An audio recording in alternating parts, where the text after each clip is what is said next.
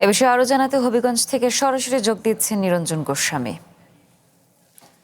নিরঞ্জন, আমাদের জানান আজকে হবিগঞ্জের পরিস্থিতি কেমন এবং মামলার পর পুলিশ এখন পর্যন্ত কাউকে গ্রেপ্তার করেছে কি?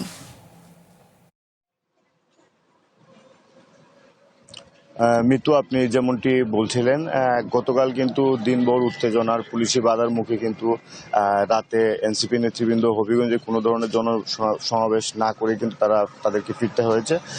বিশেষ করে তারা গতকাল বিকেলে মৌলভীবাজার থেকে হবিগঞ্জের উদ্দেশ্যে রওনা দিয়েছিলেন, কিন্তু পথে রশিদপুর এলাকায় তাদেরকে পুলিশ আটকে দেয় এবং দীর্ঘক্ষণ কিন্তু তাদেরকে সেখানে পুলিশ আটকে রাখে। পরবর্তীতে রাত 8টার দিকে স্থানীয় কামাইছড়া পুলিশ ক্যাম্পে তারা একটি মামলা দায়ের করেছিলেন এবং জাতীয় যুব শক্তি হবিগঞ্জ জেলার আহ্বায়ক তন্ময় তাহের রুবেল উনি বাদী হয়ে মামলাটি করেছেন এবং মামলায় কিন্তু আসামি করা হয়েছে হবিগঞ্জ জেলা ছাত্র দলের সভাপতি রাজীব আহমেদ রিঙ্গন সহ 11 জনের নাম উল্লেখ করে এবং অজ্ঞাত আরও 100 জনকে আসামি করে ওইখানে কিন্তু একটি মামলা দায়ের করা হয়েছে এবং মামলা দায়েরের পর কিন্তু রাত 9টার দিকে এনসিপির কেন্দ্রীয় নেতৃবৃন্দ যারা এসেছিলেন তারা হবিগঞ্জ থেকে ফিরে যান।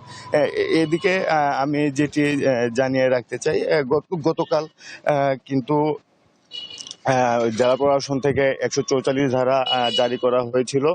হবিগঞ্জে এনসিপি এবং ছাত্রদল বিএনপি তারা পাল্টাপাল্টি কর্মসূচি ঘোষণা করেছিল। এর প্রেক্ষিতে জেলা প্রশাসন কিন্তু হবিগঞ্জে কোনো ধরনের সংঘাত এড়াতে তার 144 ধারা জারি করেছিল। এখনো কিন্তু এই 144 ধারা জারি রয়েছে। তবে মামলা দায়েরের পর কিন্তু এখন পর্যন্ত কোনো আসামি গ্রেপ্তার হয়নি। তবে পুলিশ যেটি বলছে, ভিডিও ফুটেজ দেখে যারা হামলাকারী ছিল তাদেরকে শনাক্ত করার চেষ্টা চলছে এবং যাদেরকে আসামি করে মামলা করা হয়েছে তাদেরকে বিচারের আওতায় আনা হবে। তবে আমি যেটি জানিয়ে রাখতে চাই,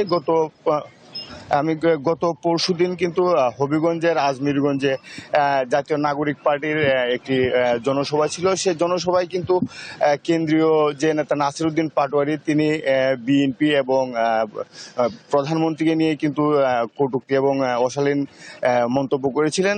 ছাত্রদল যেটি দাবি করছে, আসলে তিনি এই ধরনের মন্তব্য করায় হবিগঞ্জের ছাত্র জনতা এনসিপির জনসভা শেষে ফিরে যাওয়ার পথে তাদের উপর হামলা চালায়। মিতু, ধন্যবাদ আপনাকে নিরঞ্জন।